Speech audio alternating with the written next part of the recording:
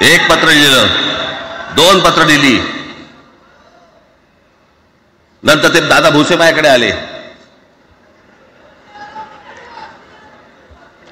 मला म्हणाले की आम्ही काय म्हणतो एवढं समजून तर घ्या, एवढं काय म्हणतो एवढं ऐकून तर घ्या. म्हटलं दादा तुम्हाला एक गोष्ट सांगतो, तुम्ही काय सांगता ते ऐकून घेईन पण ऐकणार नाही.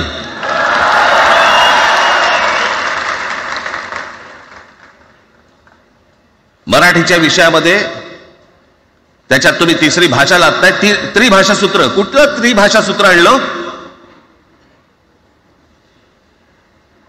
त्रिभाषा सूत्र ज्या वेळेला आलं ते फक्त सेंट्रल गव्हर्नमेंट आणि राज्य सरकार, केंद्र सरकार आणि राज्य सरकार यांच्यामधल्या दुव्यासाठी म्हणून हे त्रिभाषा सूत्र फक्त आणलं. आज कोर्टातही नाही, तुम्ही हायकोर्टात जा, सुप्रीम कोर्टात जा, इंग्रजीमध्ये सगळ्या गोष्टी होतात. कुठे आहे त्रिभाषा सूत्र?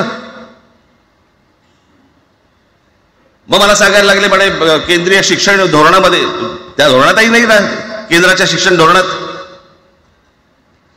इतर कोणत्या राज्यातही नाही.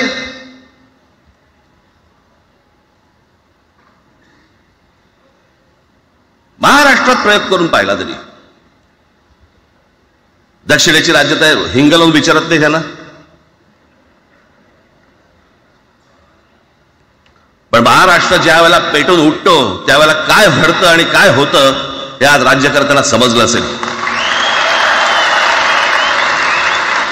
त्याशिवाय का माघार घेतली?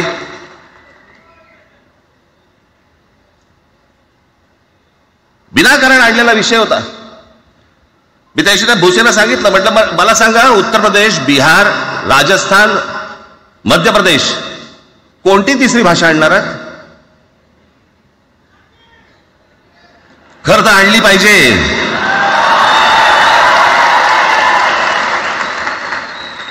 नाही गंमत बघा, हिंदी भाषिक राज्य आहेत ती आर्थिकदृष्ट्या मागास आणि हिंदी न बोलणारी जी राज्य आहेत ती आर्थिकदृष्ट्या प्रगत, आणि वर आम्ही हिंदी शिकायचं. यांना हिंदीतून राज्य नाही सांभाळता आली, यांना राज्यांचा विकास नाही करता आला. जे हिंदी बोलत नाहीत त्या राज्यांमध्ये, हिंदी बोलत असलेल्या राज्यांमधनं नोकरी धंद्यासाठी लोक इकडे येत आहेत आणि हे म्हणतात हिंदी शिका. कोणासाठी शिकायचं?